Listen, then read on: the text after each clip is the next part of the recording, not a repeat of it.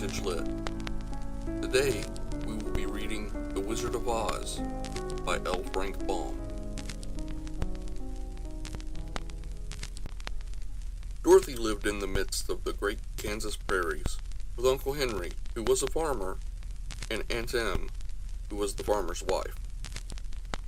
Their house was small, for the lumber to build it had been carried by wagon many miles.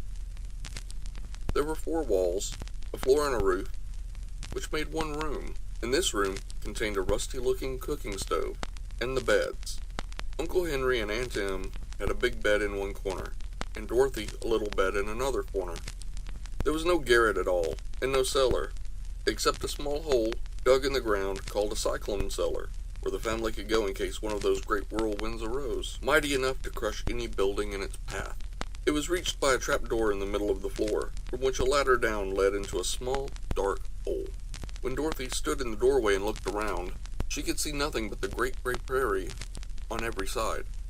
Not a tree nor a house broke the broad sweep of flat country that reached the edge of the sky in all directions.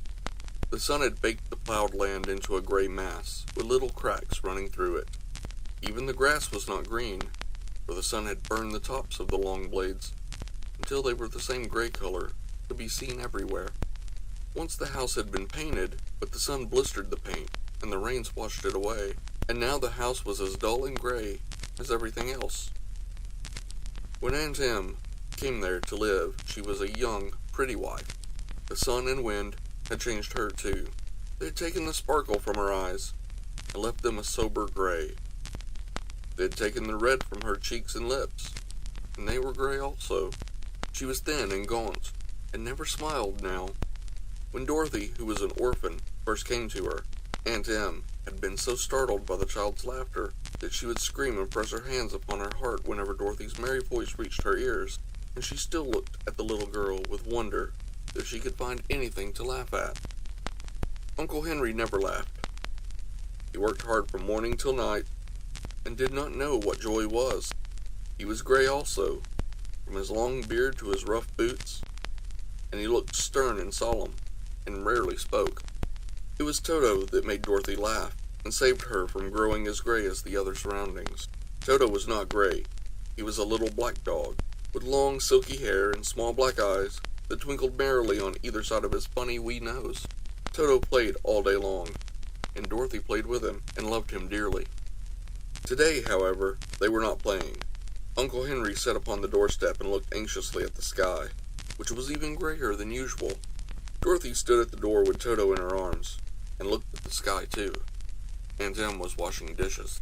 Far from the north they heard a low wail of the wind, and Uncle Henry and Dorothy could see where the long grass bowed in waves before the coming storm. There now came a sharp whistling in the air from the south, and as they turned their eyes that way, they saw ripples in the grass, coming from that direction also. Suddenly, Uncle Henry stood up. "There's a cyclone coming, Em," he called to his wife. "I'll go look after the stock." Then he ran towards the sheds, where the cows and horses were kept. Aunt Em dropped her work and came to the door. One glance told her the danger was close at hand. "Quick, Dorothy!" she screamed. "Run for the cellar!" Toto jumped out of Dorothy's arms and hid under the bed, and the girls started to get him. Aunt Em, badly frightened, threw open the trap door in the floor and climbed down the ladder into the small dark hole. Dorothy caught Toto at last and started to follow her aunt. When she was halfway across the room there came a great shriek from the wind, and the house shook so hard that she lost her footing and sat down suddenly upon the floor. A strange thing then happened. The house whirled around 2 or 3 times and rose slowly through the air. Dorothy felt as if she were going up in a balloon. The north and south winds met where the house stood, and it made it the exact center of the cyclone. In the middle of a cyclone the air is generally still, but the great pressure of the wind on every side of the house raised it up higher and higher, until it was at the very top of the cyclone, and there it remained and was carried miles and miles away, as easily as you would carry a feather. It was very dark, and the wind howled horribly around her, but Dorothy found she was riding quite easily.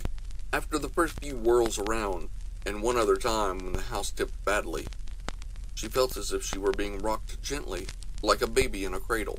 Toto did not like it. He ran about the room, now here, now there, barking loudly, but Dorothy sat quite still on the floor and waited to see what would happen. Once, Toto got too near to the open trap door and fell in, and at first the little girl thought she had lost him.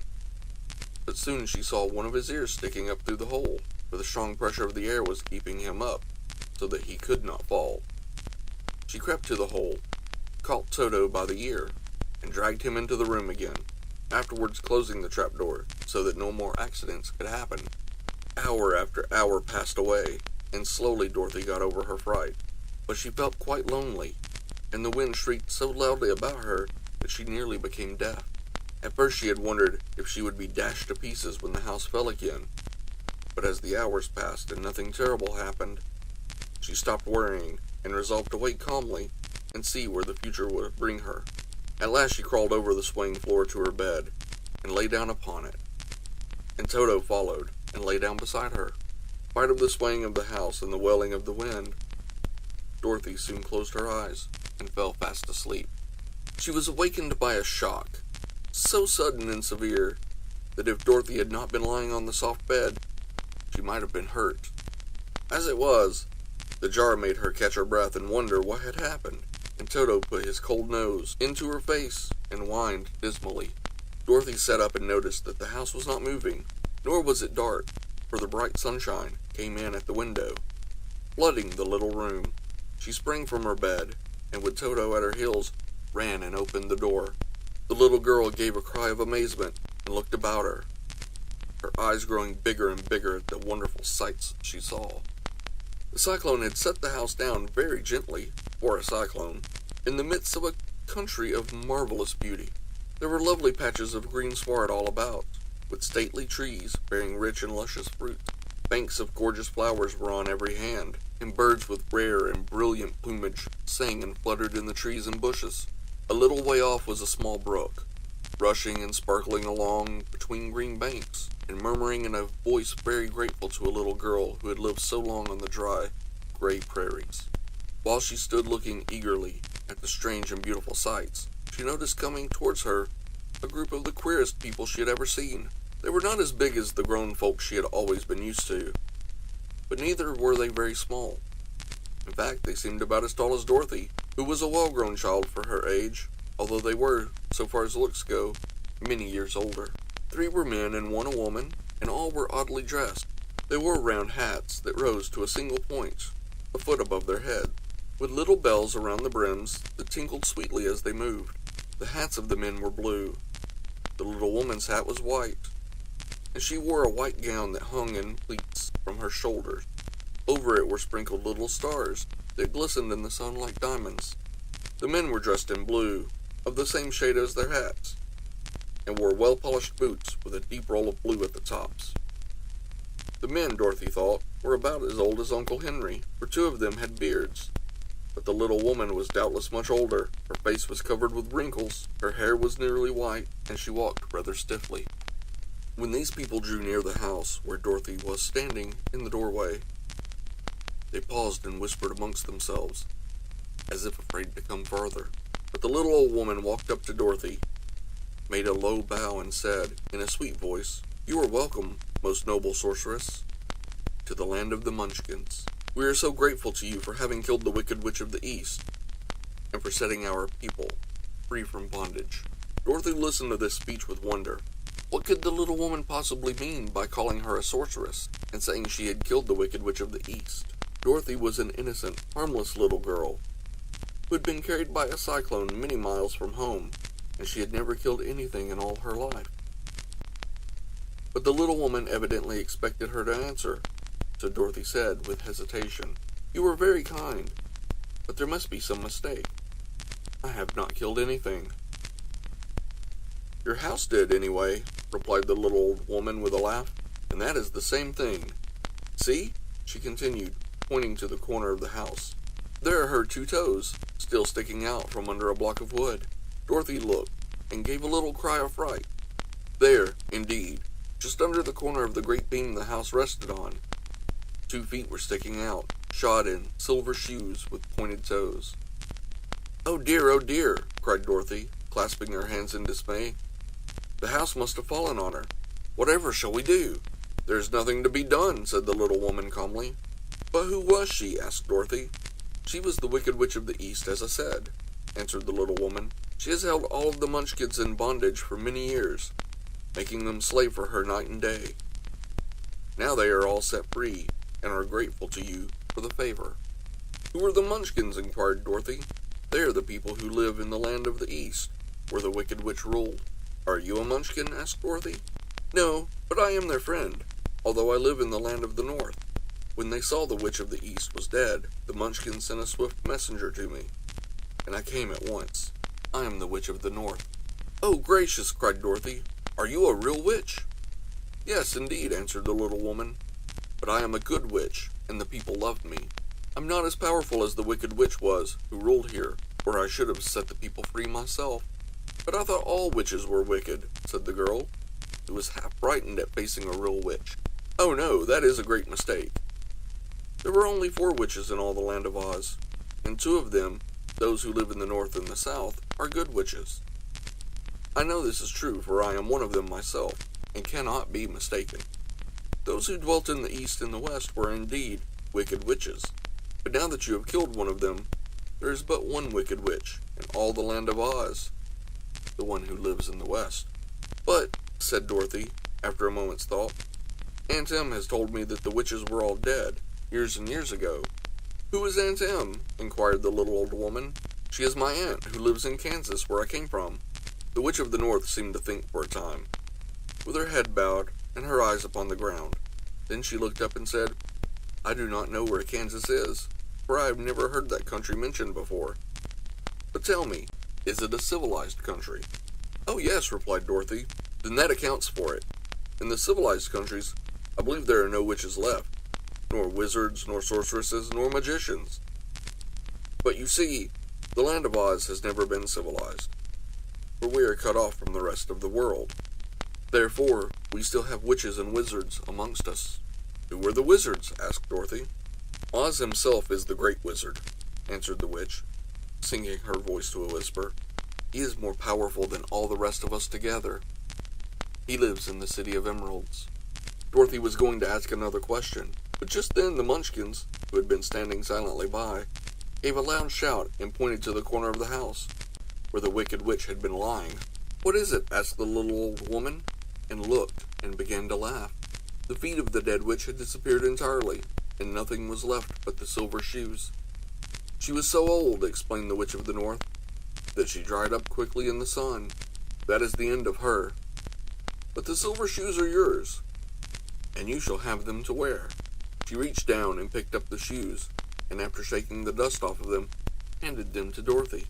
"The Witch of the East was proud of those silver shoes," said one of the Munchkins, "and there is some charm connected with them, but what it is, we never knew." Dorothy carried the shoes into the house and placed them on the table. Then she came out again to the Munchkins and said, "I am anxious to get back to my aunt and uncle, for I am sure that they will worry about me. Can you help me find my way?" The Munchkins and the witch first looked at one another, then at Dorothy, and then shook their heads. "At the east, not far from here," said one, "there's a great desert, and none could live to cross it."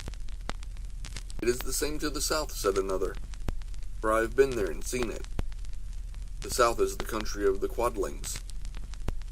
"I am told," said the third man, "that it is the same at the west, and that country, where the Winkies live, is ruled by the Wicked Witch of the West, who would make you her slave if you passed her way." "The north is my home," said the old lady, "and at its edge is the same great desert that surrounds this land of Oz. I'm afraid, my dear, you will have to live with us." Dorothy began to sob at this, for she felt lonely among all these strange people. Her tears seemed to grieve the kind-hearted Munchkins, and they immediately took out their handkerchiefs and began to weep also. As for the little old woman, she took off her cap and balanced the point on the end of her nose, while she counted 1, 2, 3 in a solemn voice. At once the cap changed to a slate, on which was written in big white chalk marks, "Let Dorothy go to the City of Emeralds." The little old woman looked at the slate from her nose, and having read the words on it, asked, "Is your name Dorothy, my dear?" "Yes," answered the child, looking up and drying her tears. "Then you must go to the City of Emeralds, Perhaps Oz will help you." "Where is this city?" asked Dorothy. "It is exactly in the center of the country, and is ruled by Oz, the great wizard I told you of." "Is he a good man?" inquired the girl anxiously. "He is a good wizard. Whether he is a man or not I cannot tell, for I have never seen him." "How can I get there?" asked Dorothy. "You must walk. It is a long journey, through a country that is sometimes pleasant and sometimes dark and terrible. However, I will use all the magic arts I know of to keep you from harm." "Won't you go with me?" pleaded the girl, who had begun to look upon the little old woman as her only friend. "No, I cannot do that," she replied. "But I will give you my kiss, and no one will dare injure a person who has been kissed by the Witch of the North." He came close to Dorothy and kissed her gently on the forehead. Where her lips touched the girl, they left a round, shining mark, as Dorothy found soon after. "The road to the City of Emeralds is paved with yellow brick," said the witch, "so you cannot miss it. When you get to Oz, do not be afraid of him, but tell your story and ask him to help you. Goodbye, my dear." The three munchkins bowed low to her and wished her a pleasant journey, after which they walked away through the trees. The witch gave Dorothy a friendly little nod, whirled around on her left heel 3 times, and straightway disappeared, much to the surprise of little Toto, who barked after her loudly enough when she had gone, because he had been afraid even to growl while she stood by. But Dorothy, knowing her to be a witch, had expected her to disappear in just that way, and was not surprised in the least.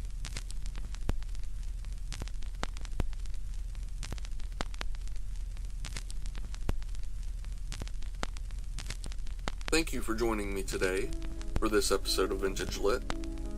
If you enjoyed that story, please leave a like on this video. If you would like to hear more stories like that one, please subscribe to the channel. And if you have any suggestions for stories that you would like to hear in the future, please feel free to leave a comment down below. Thank you, and good evening.